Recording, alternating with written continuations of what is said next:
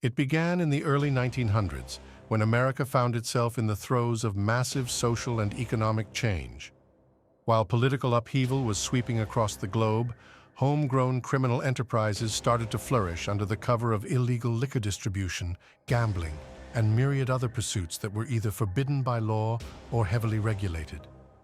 Though the nation's attention often focused on New York's Five Families or Chicago's legendary Al Capone, a robust world of secret alliances and clandestine syndicates developed in the southern parts of the United States as well. This was an underexplored sphere of true crime, populated by notorious kingpins who possessed just as much cunning and sometimes even more political influence than their more famous counterparts in the North. 1. The rise of Southern organized crime. Along the Gulf Coast, a quiet transformation was underway. Louisiana, with its tradition of political complexities and underworld secrets, offered fertile ground for criminals looking to seize new opportunities. At the heart of this expansion stood Carlos Marcello, sometimes spelled differently but widely regarded as the Little Man. Despite his diminutive stature, Marcello wielded immense power. He ultimately shaped an entire region's political and economic landscape, crafting a realm that reverberated with real mafia stories and tainted many of the region's political processes. Marcello spent his early years in the Louisiana bayous, born to Sicilian immigrants who had initially settled elsewhere before finding their way to the swampy outskirts of New Orleans. He was introduced early to a life of grit and struggle. The region itself was a patchwork of small farms, heavily forested territories, lonesome highways, and remote waterways, places where law enforcement remained sparse and often ill-prepared to deal with cunning criminals. Indeed, bootlegging routes crisscrossed the region, helping local families quickly realize they could make far more money selling illicit goods than abiding by conventional methods. Even before Prohibition fell into full swing, small networks of rum runners and whiskey peddlers thrived in Louisiana. Everyone from sharecroppers to small-scale bar owners had a piece of the action. When Prohibition finally arrived and the Volstead Act enforced the ban on alcohol, the potential for profit skyrocketed. Chicago, New York, and other northern cities became infamous for their gangster shootouts and high-profile murders. Down south, matters were often quieter, yet no less dangerous. Men like Marcello capitalized on the region's geography, thick marshland that allowed for discreet landings of cargo ships carrying imported spirits from the Caribbean, or hidden airstrips where small planes could drop off contraband. Anyone passing through these rural areas might come across battered old trucks packed with moonshine. Evasive methods like forging shipping documents or slipping bribes to local authorities were prevalent. Young Marcello took note, honing his skills at subverting regulations and working within the murky underbelly of political corruption to ensure he and his associates stayed several steps ahead of the law. 2. Early brushes with the law. Marcello's ascent was marked by arrests for crimes such as armed robbery and marijuana distribution. Some documents indicate that he was imprisoned for a while, but remarkably, he secured an early pardon with the help of powerful state figures. These experiences taught him critical lessons about forging connections and turning legal obstacles into navigable terrain. Unlike many brash mobsters from the North who flaunted their wealth in lavish suits and flamboyant nightlife, Marcello pursued a more subdued style. He realized that longevity in the underworld hinged on forging hidden alliances with political gatekeepers and local businessmen, allowing him to remain behind the scenes while still reaping enormous financial benefits. Thus, by the 1930s, Marcello emerged as one of the foremost figures in Southern organized crime, a realm overshadowed by historic luminaries in the North, but every bit as significant. Prohibition gave way to an era of gambling dens, prostitution rings, political hush money, and labor racketeering. Marcello swiftly carved out an empire in Louisiana, supported by an unsavory mix of corrupt sheriffs, judges, mayors, and legislators. Why bother contending with the brutal, immediate violence that typically accompanied northern turf wars when you could quietly bribe local officials to achieve the same outcome? So developed the formidable Southern Mafia, sometimes less known in popular culture but replete with dark history. Its leaders influenced local ordinances, manipulated local tax codes, and played puppet master to many politicians. 3. The Dixie Mafia. a parallel force of violence. Meanwhile, the shadow world of the South encompassed more than just Sicilian families.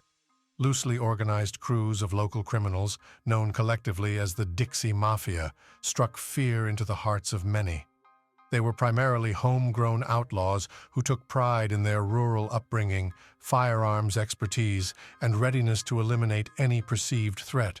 Some saw them as a mercenary force operating throughout Mississippi, Texas, Arkansas, and beyond, often taking bloody contracts from the likes of Carlos Marcello or other big-time operators who preferred to hide behind local muscle. If a judge refused to play ball, if a politician got cold feet, or if a union official wanted to blow the whistle on an illegal operation, the Dixie Mafia was right there, playing the role of enforcers. In these real mafia stories from the Southern underworld, the role of the Dixie Mafia cannot be underestimated. Unlike the highly structured ranks of New York's five families, where orders flowed from a boss to underbosses and then to captains and soldiers, the Dixie Mafia was less formal, but no less lethal. Their members grew up on farmland, lived day to day, and had knowledge of back roads and wilderness. They would frequently cross state lines, vanish into the bayous, or flee to remote safe houses in the Ozarks, all while continuing their assignment to survive and kill. Some had served time in multiple states under assumed names, or faced countless indictments that never stuck because they'd bribe small-town officials or intimidate witnesses into silence. 4. Nationwide influence of Southern crime families. By the time World War II ended, new national dynamics contributed to expanding criminal enterprises. Veterans returning home fed the labor market, which connected heavily to union racketeering, an area ripe for infiltration by organized crime. Gambling continued its unstoppable growth. Cities such as New Orleans found themselves inundated by tourists who sought nightlife and illicit fun. To facilitate this environment, Marcello and his network bribed city officials, sometimes in plain sight, while the broader public seemed too enthralled with the city's jazz clubs and Mardi Gras celebrations to notice the creeping infiltration of crime families. As a result, Marcello's empire was effectively embedded in the local economy's development. As the 1950s dawned, the attention of law enforcement and newspapers remained riveted on well-publicized figures like Frank Costello, Vito Genovese, and Frank Sinatra's rumored mafia associates in the East. Meanwhile, out-of-state mobsters also recognized the South's prime opportunities. Folks from Chicago, Detroit, and Cleveland started venturing down, seeing the region as a ripe watermelon or fertile ground, to quote certain journalists of the time, a place where bribes could go a long way, and there was less public scrutiny. California was also becoming a major new haven for expansions of illegal gambling or narcotics distribution. But the South had more immediate potential for large-scale growth, particularly for contraband routes from Latin America. Many explorers of these infamous syndicates discovered that the American South, with its extensive coastline, mild climate, and labyrinthine road system, was well suited for smuggling. Fast planes could fly low and land on makeshift runways. Boaters could navigate dense swamp waterways under the cover of night. All you needed was enough payoffs to quell the curiosity of local and state enforcers. With Marcello championing such an approach, the Southern Mafia blossomed, ripping a page from the cunning of the five families back north, but tailoring it to a more hidden environment. 5. Shaping politics and commerce. One consistent element of Marcello's success was his absolute mastery at manipulating local and state politics. Huey P. Long, Louisiana's larger-than-life governor in the 1930s, had begun a tradition of strong, centralized governance that paved the way for political favoritism and nepotism. Even after Long's era ended, the climate in Louisiana remained conducive to behind-the-scenes deals. By the time Marcello found himself at the helm of a growing empire, he likely recognized that real power lay not only in controlling gunmen, but also in controlling legislation. Campaign contributions, under-the-table loans, or even hooking up local politicians with free personal favors became standard practice. Citywide offices and judgeships were also essential pieces in the puzzle. For instance, if a local official or a city council member somehow threatened Marcello's revenue from gam, bling, or narcotics, the boss made sure they either changed their tune or found themselves out of a job. or worse. Meanwhile, inside the State House, some found it was easy to stay silent if they were rewarded in discreet ways, perhaps a new re-election fund or a large donation from a suspiciously generous donor. Historians of dark history frequently stress how Marcello's quiet approach led to minimal gangland-style shootouts, at least compared to the northern cities. That's not to say blood was never shed, but as Marcello grew more accustomed to backdoor persuasion and intricately maintained anonymity, sensational headlines about machine gun rampages were rare around his domain. It suited him far better to bribe a district attorney or pay off a policeman than to risk public outrage with brazen violence. This method allowed him to endure for decades, outlasting northern counterparts who succumbed to high-profile murders or lengthy prison sentences. 6. The 1960 presidential election and Bay of Pigs betrayal. Another milestone in underworld secrets was the role that various crime bosses, Marcello included, possibly played in John F. Kennedy's election. While there is ample debate among scholars about which bosses wholeheartedly backed JFK, multiple accounts suggest that certain kingpins were swayed by John and his brother Robert's alleged assurance of a paramilitary effort to take down Fidel Castro in Cuba. Organized crime, having lost lucrative casinos after Castro's revolution, had a keen interest in reclaiming their former playground in Havana. Cuba had previously been a glitzy tourist haven, famously riddled with gambling houses partly owned or managed by Mafia figures like Meyer Lansky and Santo Traficante. But what happened next was a fiasco from the mob's perspective. The Bay of Pigs invasion in 1961 failed catastrophically, leaving the Cuban exiles, American organizers, and any behind-the-scenes Mafia supporters feeling betrayed.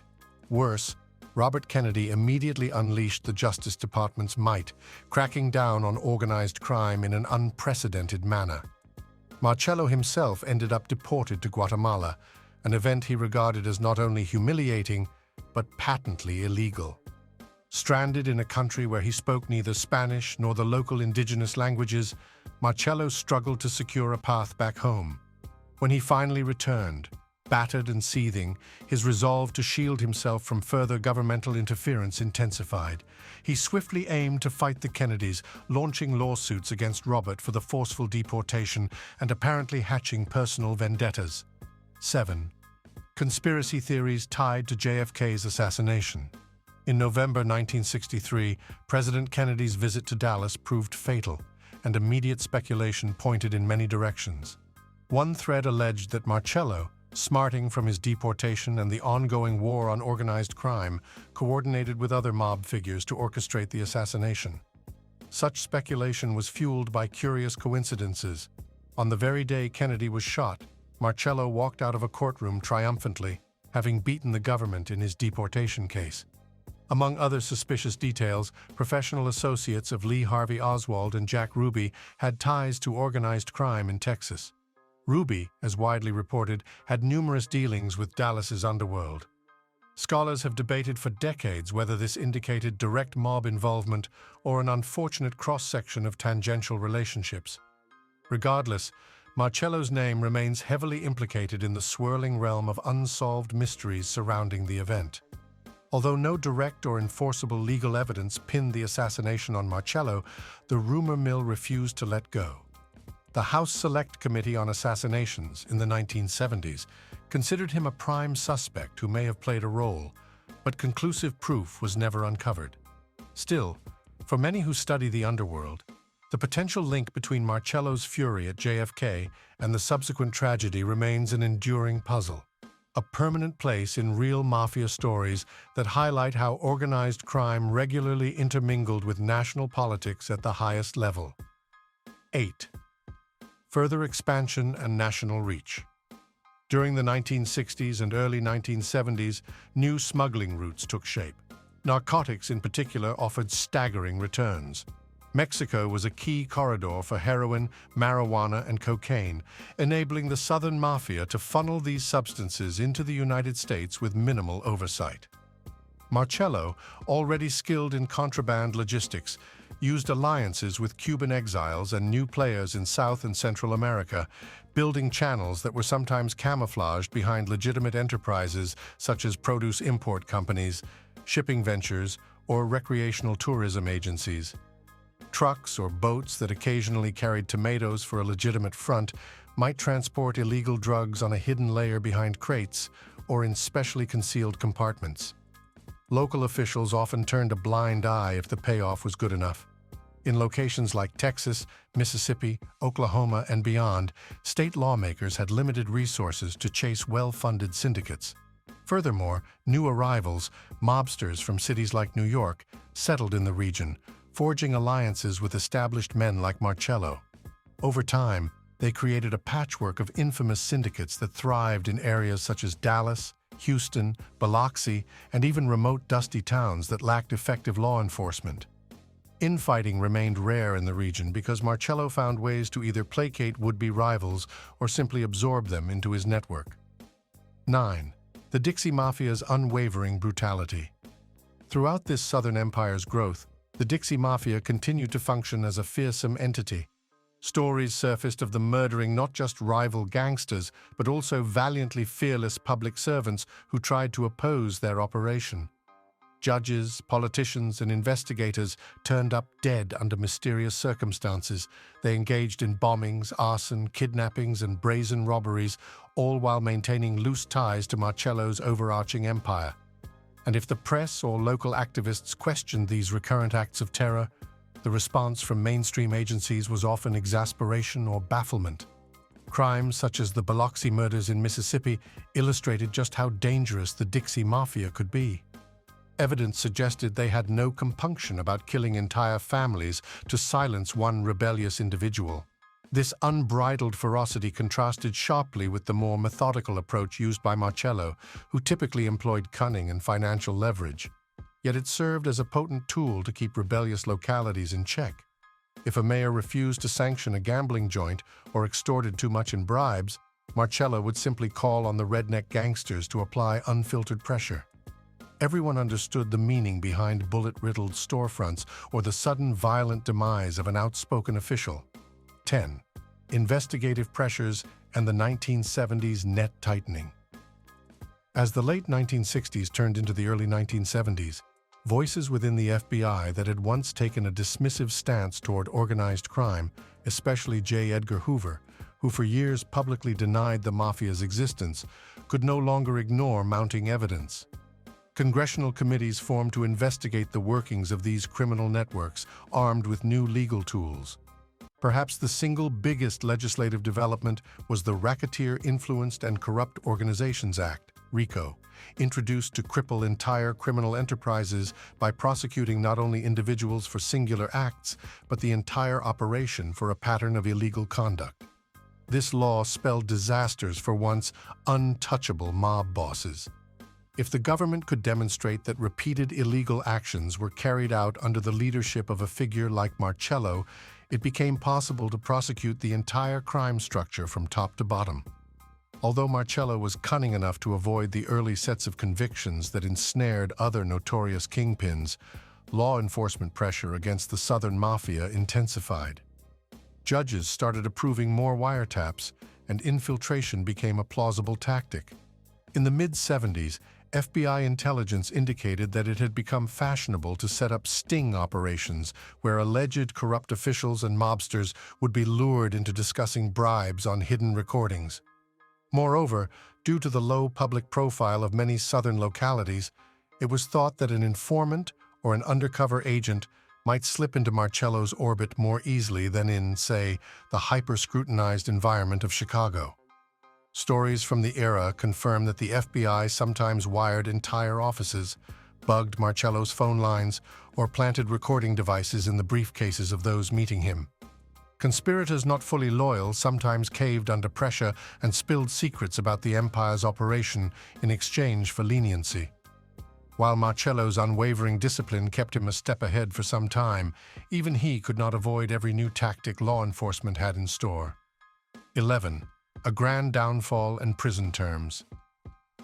Eventually, Marcello became the subject of a comprehensive undercover operation, which roped in multiple state officials, lawyers, and lobbyists, some unwitting, others knowingly complicit.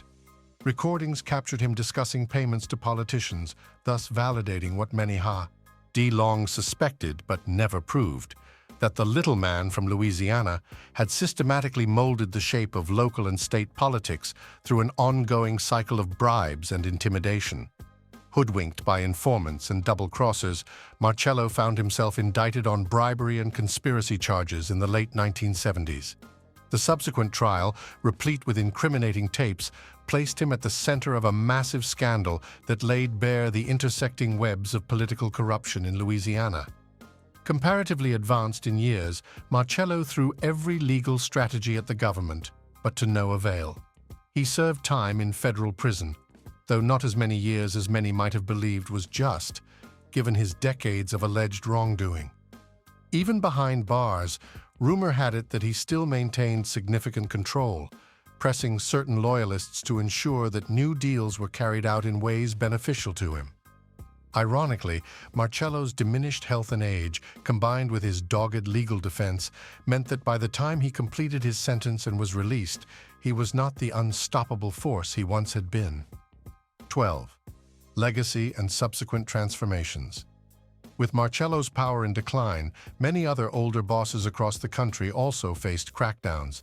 Chicago's syndicate saw the demise or retirement of central figures like Sam Giancana, murdered in his own home, and Tony Accardo, periodically indicted, yet never imprisoned long-term.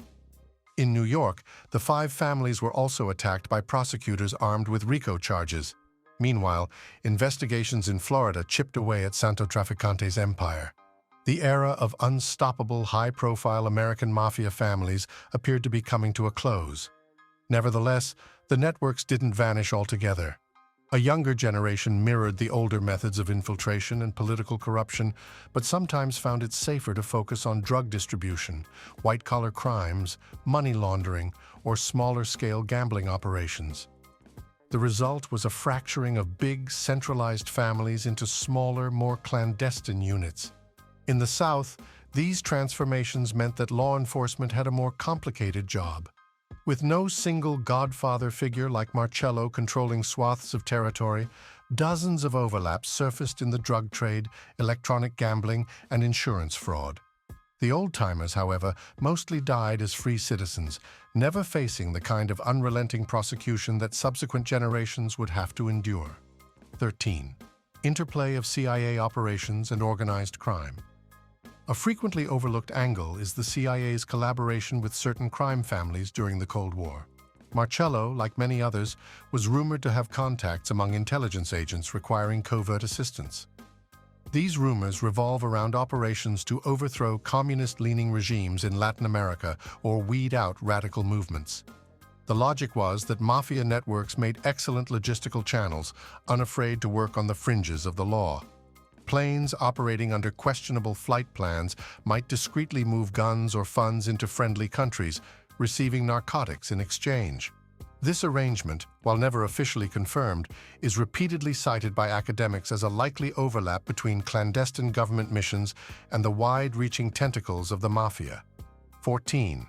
Carlos Marcello and the 1970s to 1980s political arena.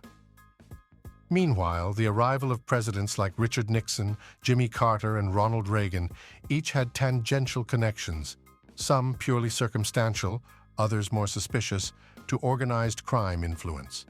In the particular case of Nixon, historians point out his long-time relationships with labor union leaders, especially the Teamsters, whose higher-ups were known to have connections with the Southern Mafia. Jimmy Carter's era, ironically, witnessed a spike in cocaine trafficking that trickled up from Florida and the Gulf Coast, fueling speculation that older Mafia alliances remained effective behind a new wave of smugglers. Ronald Reagan's administration championed a war on organized crime, which ironically coincided with certain measures that allowed some indicted mob figures to negotiate deals or secure early release. Toward the end of the century, Bill Clinton, hailing from Arkansas, found himself in a region once deeply entangled in Marcello's legacy, prompting additional conspiratorial musings about hidden threads of influence. 15. The Mississippi Delta and smaller southern towns. As the media poured over big city cases in New Orleans and Dallas, many small towns across the Delta region or in southeastern Texas also contended with Mafia infiltration. In farming communities, unscrupulous officials might accept bribes to overlook narcotics warehouses or hush up about illegal gambling operations. Even local philanthropic activities occasionally traced back to criminals seeking positive PR. Some gangster figures quietly donated funds for church repairs or community projects, paradoxically becoming pillars of society while actually fueling the very crime that threatened public well-being. The result was a curious dynamic, a hush-hush, don't-ask, don't-tell approach among ordinary folks who either feared speaking out or found it easier to remain willfully ignorant. 16. Biloxi, Mobile, and the Gulf's gambling haven. The coastal region from Biloxi, Mississippi to Mobile, Alabama, has had storied traditions of gambling. Through the late 20th century, these areas developed legitimate casinos regulated by state laws, but it was widely suspected that Mafia dollars helped jumpstart some operations. Marcello's affiliates supposedly had a hand in real estate deals that preceded official legalization, anticipating that once the gaming laws changed, they'd already owned prime parcels of land. This pattern repeated itself along the Florida Panhandle as well. By keeping the local political hierarchy in check, Marcello and those close to him could secure first-choice sites at fraction of market costs. 17. The infamous satellite city, Dallas, Texas, was at one point deemed Marcello's satellite state by certain investigators. The city's explosive economic growth, fueled initially by oil booms, provided an enticing environment for organized crime. From prostitutes catering to traveling businessmen to hidden high-stakes poker rooms, the illegal profits soared. Police corruption was rumored, with some officers on the syndicate's payroll. Looking back, one sees a system in which judges, DAs, and local politicos looked the other way as the city drew in tourists and conventions. The unfortunate synergy, it was said, allowed Marcello's associates to flaunt control over entire neighborhoods, manipulate the sheriff's department, and cement ties with local union leadership. By the 1970s, journalists who tried to research these connections faced intimidation, with some receiving warnings that they should drop the story if they knew what was good for them. 18. Shifting tides, a new wave of federal crackdowns. Despite the wide net of corruption, the mid-1970s introduced an era where younger, more idealistic FBI agents, prosecutors, and even media figures recognized that ignoring the Southern Mafia was no longer acceptable. Investigative reporters published multi-part series detailing suspicious election funding, unreported gambling profits, and rampant casino developments sprouting on the Gulf Coast.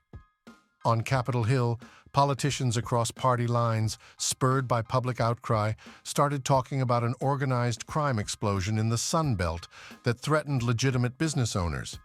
High-profile hearings convened to examine precisely how billions of dollars in illicit revenues bypassed the IRS. After J. Edgar Hoover's passing in 1972, the FBI leadership was more open to pioneering sting operations, employing an elaborate approach. Agents infiltrated some smaller towns in Louisiana and Texas, posing as shady businessmen wanting to invest in local industries. In a handful of cases, they successfully taped key mob figures or their trusted intermediaries doling out bribes to local officials. The challenge, however, was that Marcello's lieutenants had decades of experience sniffing out infiltration. They also harbored an almost paranoid suspicion that every new deal might be a sting. So they used layers of middlemen, layering plausible deniability for the boss. You might bribe an official? The transaction might pass through 3 or 4 individuals before any message or money made it to Marcello, if at all. This made direct links challenging to prove. 19. High-profile media investigations and Jack Anderson. During the 1970s, investigative journalist Jack Anderson famously dug into the alleged ties between the CIA and certain mafia bosses, including Santo Trafficante and Carlos Marcello. Intrigues abound over CIA involvement in earlier efforts to topple Castro, culminating in bizarre plots like poison pills or secret deals with Cuban exiles. Some accounts claimed that the Mafia might do the CIA's dirty work if Castro threatened their gambling franchises in Havana. Anderson's explosive columns also addressed the extent to which Marcello influenced financial dealings in Texas, referencing real estate transactions, unscrupulous tomato import firms, or hush-hush insurance deals. Anderson, though threatened and occasionally subjected to suspicious surveillance, persisted in exposing the entangled relationships that underpinned the Southern Mafia network. He famously had an informer, Johnny Roselli, who fed him tidbits about Marcello's alleged CIA connections, as well as Sam Giancana's involvement in ill-fated intrigues. Sadly, Roselli later turned up murdered, fueling the suspicion that the leak about CIA mob connections proved too dangerous. This chain of events underscored the mortal risks for those who attempted to shine a bright spotlight on Marcello's corner of organized crime. 20. The loose threads of history. Over time, as the FBI's net tightened, some of Marcello's alliances broke under scrutiny. A handful of mid-level operatives threatened with long prison sentences or broken by complex financial entanglements chose to testify. These confessions revealed everything from the mundane, like how Marcello paid for expensive lunches for politicians or arranged lavish barbecues at his Churchill Farms estate, to the shocking, such as direct statements implicating him in alleged hits or major drug deals. By the early 1980s, Marcello was effectively dethroned, with the final blow delivered by a conviction that landed him behind bars. Yet many observers concluded that he never served as much time as his crimes might have warranted. By the time of his release, Marcello was in poor health, physically and emotionally drained.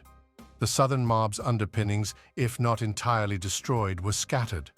Newer groups, including emerging Latin American cartels, saw an opportunity to step in, forging new alliances or going around the old gangster networks.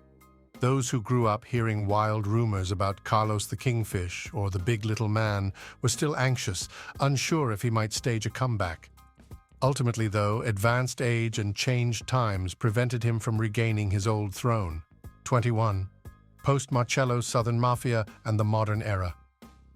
After Marcello's downfall, the Southern Mafia did not vanish abruptly. Instead, it melted into an array of smaller-scale, more covert organizations.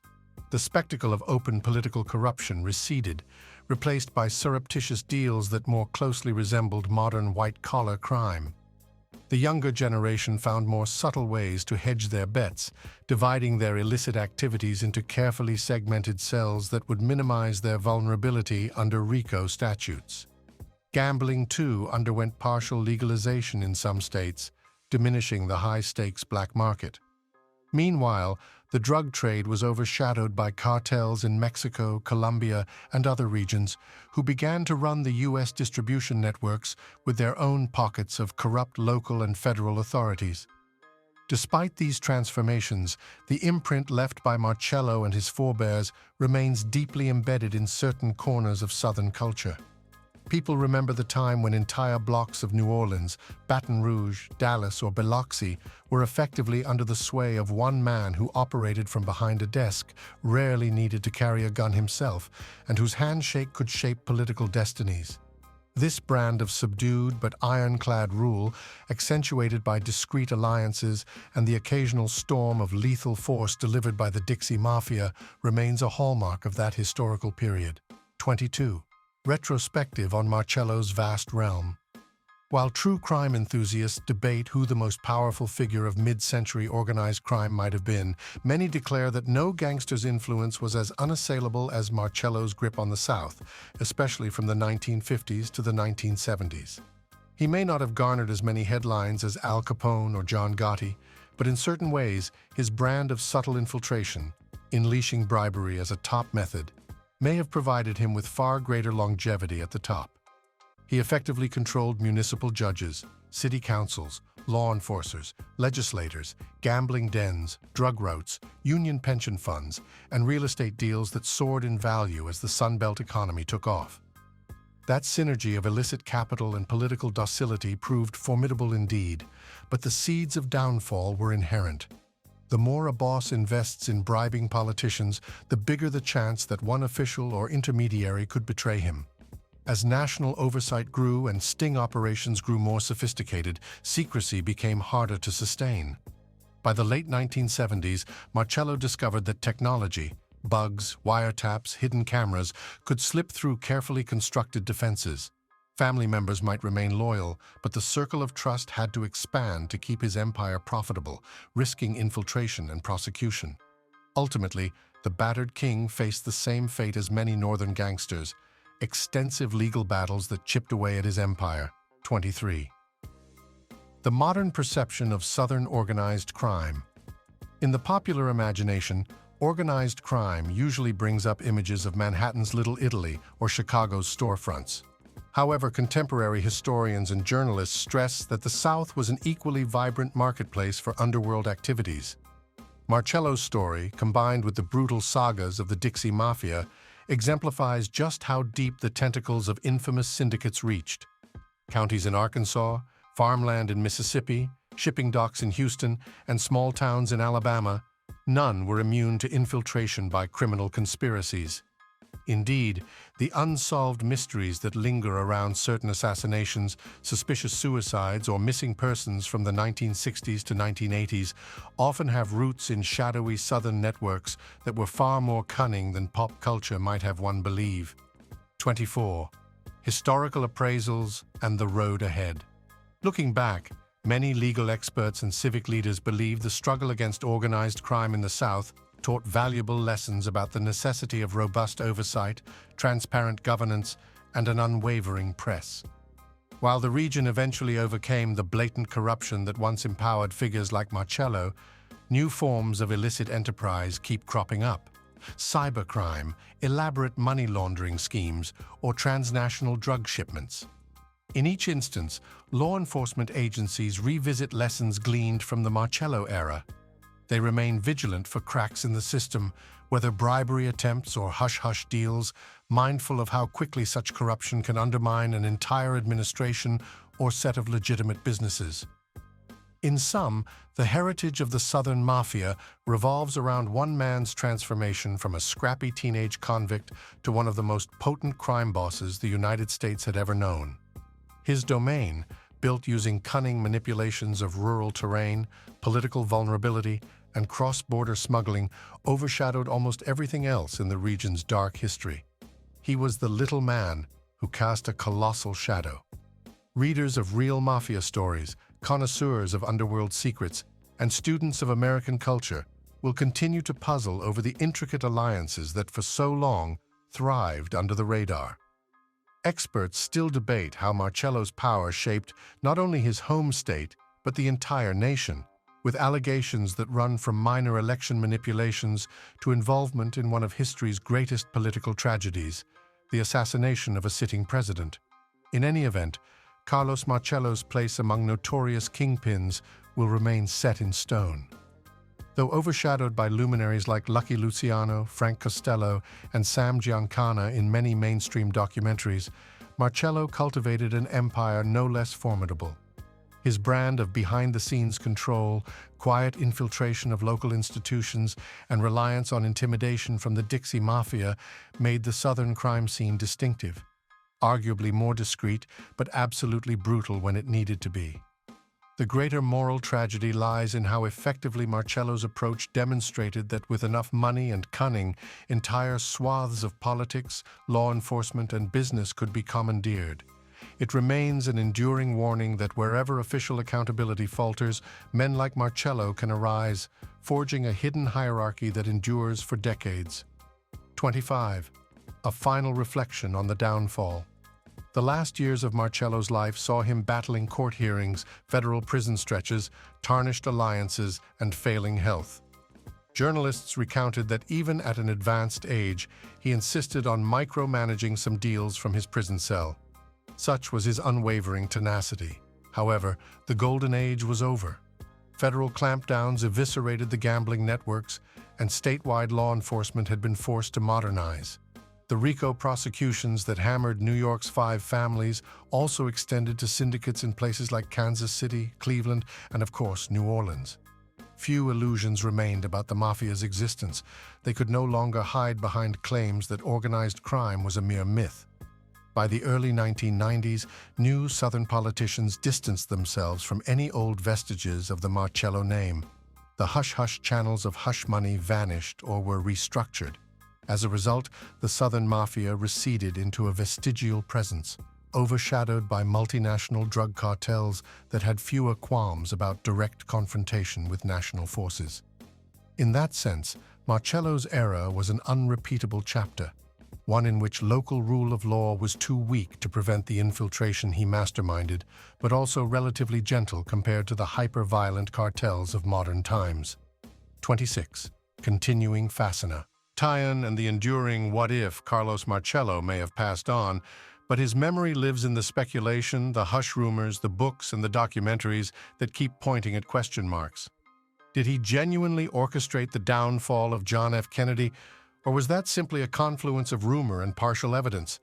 Was his deportation fiasco the main impetus for revenge, or did a deeper network of disgruntled power brokers converge? Even beyond the JFK case, how many elections did Marcello truly rig in Louisiana or Texas, and to what degree did he shape official decisions on building codes, zoning, and local business licensing? To many, these queries are akin to unsolved mysteries, threads in a never-ending tapestry of speculation about one of the darkest corners of American organized crime. Yet for all the unknowns, there is certainty in the broad strokes. The Southern Mafia was real, it was potent, it commanded lethal enforcers, and it molded a region that remains culturally distinct to this day. The interplay of rural, redneck outlaws and urbane Sicilian immigrants created a synergy that was nearly unstoppable. The unstoppable was eventually stopped, not by street-level heroics, but by years of determined, methodical infiltration by law enforcement, aided by modern technology and increasingly robust legal frameworks. 27. Lessons from a darker past.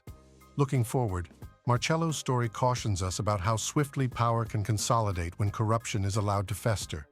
Ordinary citizens, content that big city criminals occupied the tabloids, sometimes neglected to see the creeping infiltration that was happening in their own backyards, small parishes, remote farmland, local courthouses, or shipping corridors. Economies soared in the South, partly because of a genuine entrepreneurial spirit.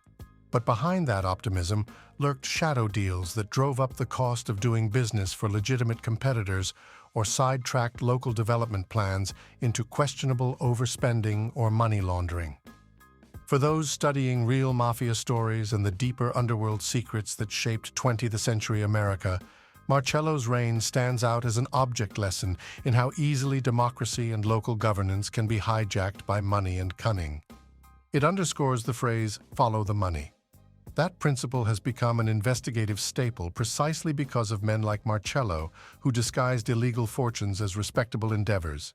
Substantial real estate acquisitions, sprawling farmland, or philanthropic donations can be the subtle currency of criminals who understand that modesty is sometimes the best camouflage. 28. Footprints in culture and collective memory. Today, while certain smaller pockets of the South remain subject to occasional corruption scandals, the all-encompassing grip once held by a single boss like Marcello is gone. Larger city police forces have established specialized task forces that coordinate more effectively with federal agencies than in the mid-1900s. Politically, the states once heavily under Marcello's thumb have modernized campaign finance regulations and tightened the accountability for judges and prosecutors, though corruption cases occasionally still surface. Nevertheless, local lore perpetuates stories about the times when the man behind the curtain in Louisiana or Texas wasn't the governor, but a silent figure in a nondescript office who could topple an elected official with a phone call. Younger generations may only encounter these stories secondhand, possibly through older relatives or sporadic references in articles about the region's past. For historians of organized crime, though, Marcello's legacy remains enthralling, combining elements of ambition, greed, betrayal, cunning, and raw violence in a uniquely Southern setting. 29. Grand conclusion: an immortal legacy of the Southern Mafia. As one reflects on that entire saga, spanning from the humble beginnings of a boy in Louisiana's bayous to a man widely deemed the godfather of the South, it's impossible not to marvel at the improbable evolution of this region's criminal infrastructure. It was stitched together from alliances linking farmland hustlers, big city lawyers, Cuban exiles, complicit government agencies, and local toughs who found purpose in carrying out hits. This synergy reconfigured distribution for illegal liquor, launched elaborate gambling rings, exploited union funds, trafficked narcotics, and manipulated entire city bureaucracies. Indeed, the depth and breadth of Marcello's power rivaled that of any major boss in Chicago or New York. The difference was style and environment. While the northern families brazenly flaunted trademark violence, the southern syndicates thrived below the public's radar. Their stronghold persisted for decades, overshadowing everything from municipal courts to real estate developments. The result was a pervasive infiltration that gave rise, ironically, to an architecture of laws meant to safeguard democracy from such infiltration in the future. And so, when we speak about infamous syndicates, dark history, or the underworld secrets that shaped the United States, we must recall that organized crime's southern domain was not just an offshoot or a branch. It was an ecosystem in its own right, with Marcello at its center, orchestrating an ensemble of politicians, crooked cops, union heads, and unflinching assassins. He learned from the best up north, but adapted to an environment conducive to stealthy deals rather than open war. Thus, the records of his domain stand as a testament to both the extraordinary potential and peril that arises when corruption gains a foothold in official institutions. 30. Postscript. Ongoing enigma. With Marcello long gone, his empire dissolved, and many of his closest allies deceased, a curtain of finality may seem to fall on his story. Yet the knowledge gleaned about the reach of his enterprise ensures that every so often new fragments of information emerge. Researchers, journalists, or amateur detectives searching through court documents or old FBI files might find references to hush payments or coded bank transactions that confirm just how complicated and brilliant his strategies were. Political scientists investigating campaign finance anomalies from the 1950s, 1960s, or 1970s stumble upon suspicious patterns that might point directly back to Marcello's domain. In that sense, the story never truly ends. Instead, it continues as cautionary lore, a reminder that behind the shimmering facade of tourist-friendly attractions, administrative offices, or farmland expansions, there can be an uglier undercurrent driven by greed and opportunism. Marcello's name, uttered from time to time in hushed tones, is recognized by those well-versed in real Mafia stories, connoting a legacy larger than life.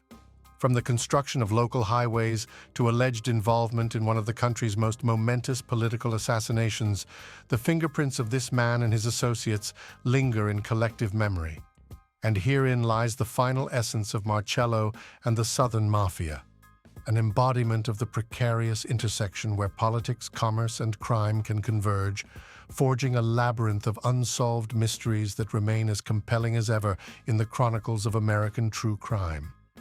By exploring these chapters of the past, we gain insight not only into the cunning of individuals like Marcello, but also into the systemic lapses in oversight that allowed them to flourish in near secrecy for so long. It's a saga that, in many respects, surpasses fiction, an epic tapestry of dark history, unstoppable ambition, and a relentless pursuit of fortune and power, all cloaked beneath the steamy heat of Louisiana's bayous and the dusty roads of Texas. It's no wonder these events continue to grip our imaginations generations later. They serve as a stark testament that when vigilance wanes, the underworld can become intimately intertwined with the daily mechanisms of governance, forging alliances that ripple through the ages, and reminding us that sometimes the most extraordinary stories lie in what was previously unseen.